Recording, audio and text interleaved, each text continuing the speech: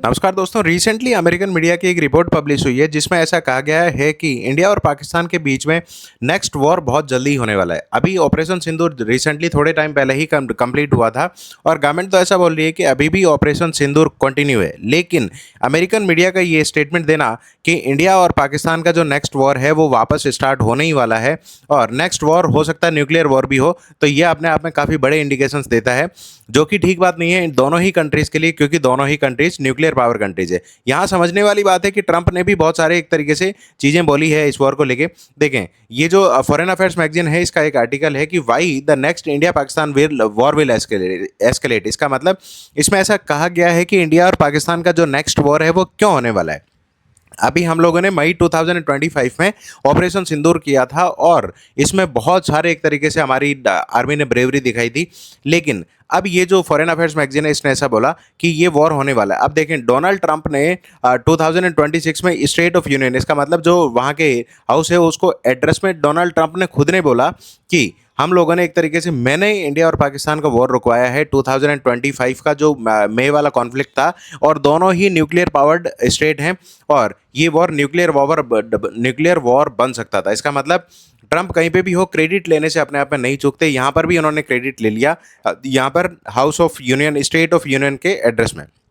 लेकिन यहाँ पर जियोपॉलिटिकल एक्सपर्ट ऐसा कहते हैं कि इंडिया और पाकिस्तान का ये जो मैटर है ये कम्प्लीटली बायलैटरल है। आप लोग देखें, यहाँ पर क्लियरली बोला गया है कि इंडिया पाकिस्तान का जो भी इश्यू है वो आपस में बैठ के सुलझाएं तो ज़्यादा बेटर है, और ट्रंप का किसी भी तरीके का रोल इस मीडिएशन को और भी ज़्यादा डिफिकल्ट बना देगा। ये अपने आप में काफ़ी बड़ा रिवलेशन है। देखें, Trump comments will make mediation more difficult. इसका मतलब अगर ट्रंप फिर भी कोई कमेंट करते हैं तो ये मीडिएशन और भी ज़्यादा डिफिकल्ट हो जाएगा, और ये दोनों जो कंट्रीज हैं न्यूक्लियर पावर कंट्रीज, ये और भी ज़्यादा बड़े कॉन्फ्लिक्ट में अपने आप को एक तरीके से ट्रैप फील कर सकते हैं या फिर पा सकते हैं। और यहाँ पर इस मैगजीन और ये जो डिप्लोमेट्स हैं ये भी ऐसा ही बोल रहे हैं कि इंडिया, न्यू दिल्ली और इस्लामाबाद को खुद इंगेज होना चाहिए बातचीत में, तब जाके ही प्रॉब्लम सॉल्व हो पाएगी। यूनाइटेड स्टेट्स को इसमें बहुत ज़्यादा इंटरवेंशन नहीं करना चाहिए।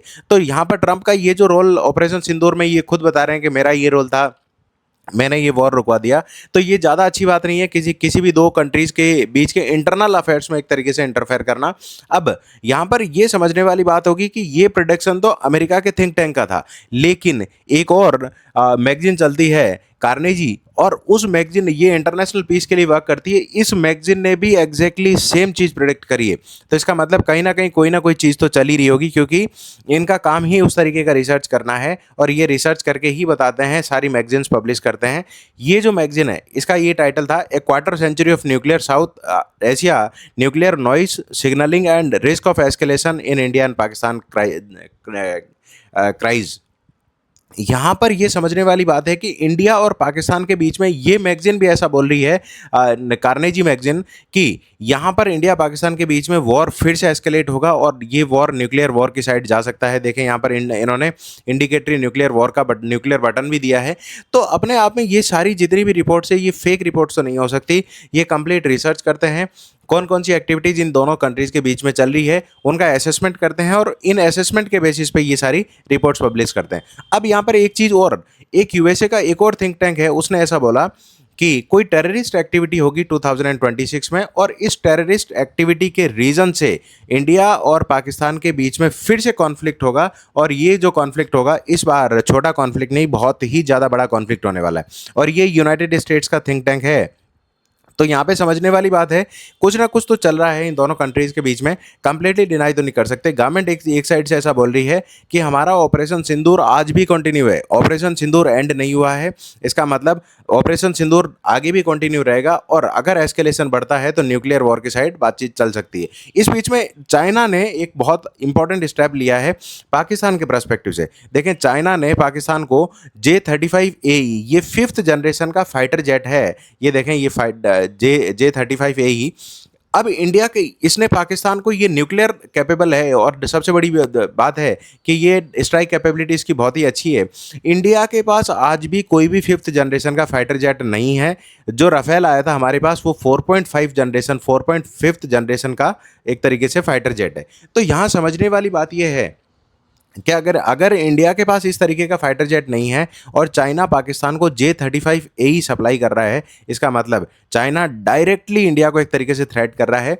अब यहाँ पर क्वेश्चन ये बनता है, क्या ये जेट सप्लाई हो पाकिस्तान को, उससे पहले ही इंडिया को स्ट्राइक कर देना चाहिए पाकिस्तान को, उससे पहले ही इंडिया को इसको हिट कर देना चाहिए और इतना बैडली हिट करना चाहिए कि पाकिस्तान उस डैमेज से एक तरीके से ऊपर ही ना उठ पाए। हाँ, ऐसा कई एक तरीके से जो फॉरेन पॉलिसी एक्सपर्ट है वो ऐसा मानते भी हैं कि इंडिया की साइड से ऐसा कोई स्टेप लिया भी जा सकता है, ये पॉसिबल स्टेप है। लेकिन अगर पाकिस्तान चाइना को ये चाइना पाकिस्तान को डायरेक्ट एक तरीके से चीज़ें सप्लाई कर रहा है, तो अपने आप में ये एक तरीके से इंडिया के लिए इंडिकेशन है, इंडिया को रेडी रहना पड़ेगा। और ये क्लियरली इंडिकेट करता है कि पाकिस्तान जो चाइना से 80% अपने आर्मी के आर्म्स इंपोर्ट मंगाता है, तो चाइना और पाकिस्तान की टाइज तो इंपोर्ट हो रही है, स्ट्रांग हो रही है रादर। लेकिन इंडिया का साथ देने वाला कौन है इस केस में, इस कंडीशन में? और सबसे बड़ी बात है, इंडिया की जो डील्स होनी थी, ये जो 5th जनरेशन फाइटर जेट को लेके F-35 हो गया या Su-57 हो गया रशिया से, तो ये फाइटर जेट की डील बार बार स्टक हो रही है और इंडिया के पास आज भी एडवांस फाइटर जेट्स नहीं है। ये इंडिया, गवर्नमेंट ऑफ इंडिया खुद मानती है। जो लेटेस्ट हम लोगों ने फ्रांस से लिया था राफेल, वो 4.5 जनरेशन का फाइटर जेट था। इसका मतलब ये जो फाइटर जेट वाली टेक्नोलॉजी है उसमें आज भी पाकिस्तान से हम लोग कॉम्पीट करने की कंडीशन में नहीं है। तो ये ज़्यादा चीज़ें अच्छी नहीं है और ये रिपोर्ट्स कंसिस्टेंटली आ रही है कि इंडिया और पाकिस्तान के बीच में न्यूक्लियर वॉर तक की भी सिचुएशन बन सकती है। और इस तरीके का चाइना का डायरेक्ट पाकिस्तान को सपोर्ट इंडिया के लिए डायरेक्ट थ्रेट है। इंडिया को समझना पड़ेगा कि अगर टाइम रहता एक्शन नहीं लिया गया तो ये टेररिस्ट एक्टिविटी का जो थिंक टैंक ने बोला है, किसी टेररिस्ट एक्टिविटी के रीजन से ऐसा हो सकता है, तो क्यों ना इंडिया का इंटेलिजेंस इतना स्ट्रांग हो जाए कि इन टेरर एक्टिविटीज़ को ही क्या कर दे, अबेट कर दे या फिर ये होने ही ना दे। ये तभी पॉसिबल है जब इंडिया की इंटेलिजेंस में और ज़्यादा एक्सपेंडिचर होगा, प्लस इंडिया को आर्मी के फ्रंट पे भी बहुत ज़्यादा इनोवेशन करने की ज़रूरत है। क्योंकि ऑपरेशन सिंदूर में हमने जो कैपेबिलिटीज़ दिखाई थी वो आगे उनकी और भी ज़्यादा ज़रूरत पड़ सकती है। इसीलिए इंडिया को आर्म्स ट्रेड में अभी पीछे नहीं हटना है। क्योंकि अब जैसे यूनाइटेड स्टेट्स के पास में कोई F-35 है, तो वो ऑलरेडी पाकिस्तान को सपोर्ट कर रहा है इनडायरेक्टली। यूनाइटेड स्टेट्स भी पाकिस्तान के सपोर्ट में है। तो अब इंडिया को जो हमारे हिस्टोरिकल पार्टनर हैं जैसे रशिया हो गया, उनके साथ में बेट्रायल नहीं करना चाहिए। इंटरनेशनल फ्रंट पर डायरेक्टली हमारे को उनके साथ खड़ा रहना चाहिए, तभी जाके हमारे को इस तरीके की जो टेक्नोलॉजी है F-35, ये Su-57 वाली रशिया से जो एडवांस फाइटर जेट की टेक्नोलॉजी है, वो हम लोग इंडक्ट कर सकते हैं और इन्हीं के सपोर्ट से ये हो सकता है। तो आप लोग क्या सोचते हैं, क्या इंडिया और पाकिस्तान के बीच में एक नया वॉर लोडिंग है या नहीं है? मुझे कमेंट करके ज़रूर बताएं। मुझे ऐसा लगता है कि टेरर एक्टिविटीज़ पाकिस्तान तो अपनी रोकने वाला नहीं है और इंडिया को ही स्ट्रॉन्ग एक्शंस पाकिस्तान के अगेंस्ट लेने पड़ेंगे। और इस वीडियो को ऐसे ही डिटेल एनालिसिस के लिए भारत सर्विल अफेयर्स को सब्सक्राइब जरूर करें।